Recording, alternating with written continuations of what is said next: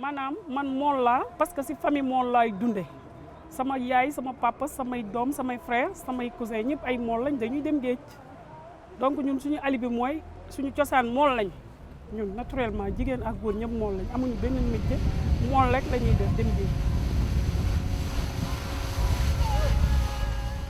La pêche c'est familial. Depuis les anciens, nous ici c'est langue de barbarie qu'on appelle. Il y a des pêcheurs seulement qui nourrissent ici. Sans la mer, ici c'est rien. Ici on connaît que la mer.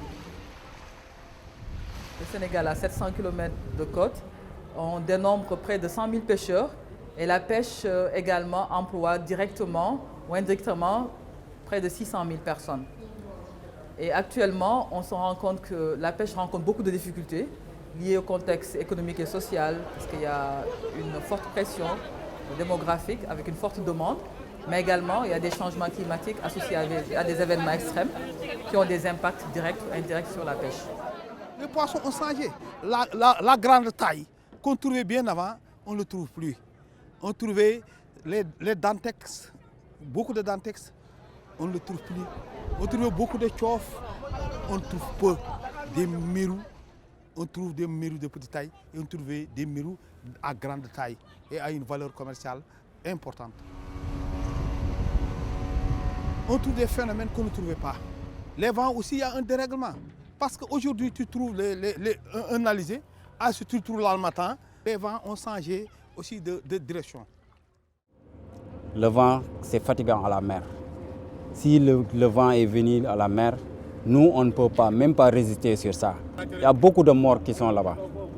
Mais actuellement, comme météo est là, si le vent va venir, lui, il va nous informer autant, avant qu'on parte. Maintenant, on est satisfait par rapport à avant. De temps en temps, on a des événements extrêmes.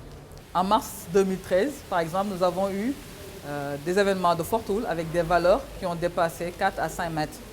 Alors qu'habituellement, on a des valeurs autour de 2 mètres ou moins de 2 mètres de houle. Et pour cet événement, nos prévisions avaient montré 4 jours à l'avance qu'il y aurait un événement extrême. Et ça a été diffusé largement au niveau des services techniques. Malheureusement, il y a eu des pertes en vie humaine autour de 20 personnes. Et à l'issue de cela, il y a eu un conseil régional de développement et nous avons convenu de regarder la diffusion de l'information météorologique. Et à partir de là, on a pu développer des bulletins avec des codes de couleurs simplifiés pour qu'ils soient accessibles aux utilisateurs directs. En plus de cela, on a commencé à développer un système d'alerte par SMS avec une base de données des acteurs clés de la pêche pour que l'information leur soit directement transmise en cas d'alerte météorologique. Maintenant, avec l'information du météo, donc daf ñuy defal ay panneaux comme panneau vert bi wan nañu ne mën nañ dem géej defal ñu panneau jaune wan nañu y a quelque chose qui ne va pas def ñu panneau rouge mu avertir nañu ne tey jii am na danger ci biir géej gi donc jarul ñuy dem parce que danger c'est très dangereux. Ces formations nous permettent de rencontrer les bénéficiaires des services météorologiques et climatologiques afin de connaître leurs besoins, également de voir si les services fournis sont en adéquation avec leurs besoins, mais également de voir les problèmes rencontrés pour y apporter des solutions dans le but d'améliorer les services rendus. Pour organiser ces formations, on essaye d'avoir toutes les parties prenantes, aussi bien les bénéficiaires directs, mais également ceux qui peuvent constituer des relais. Ça peut être des journalistes, les services techniques, des organisations, groupements de femmes, les associations professionnelles, religieuses, culturelles.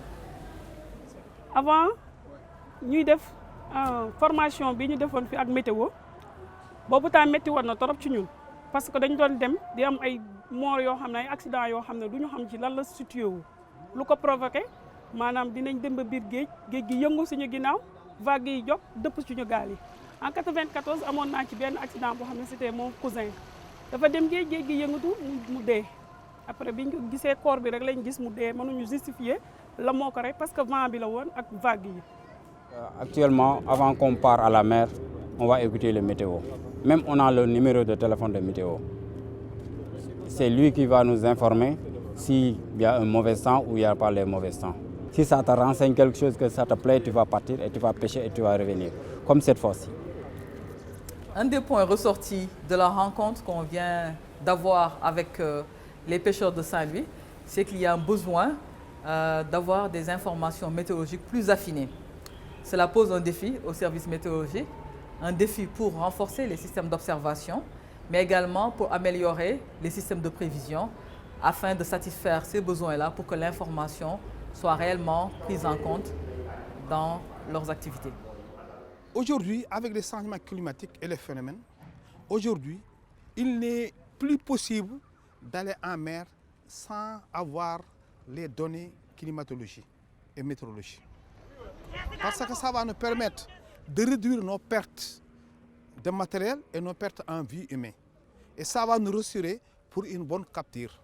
Et ça va nous permettre de sécuriser tous nos matériels.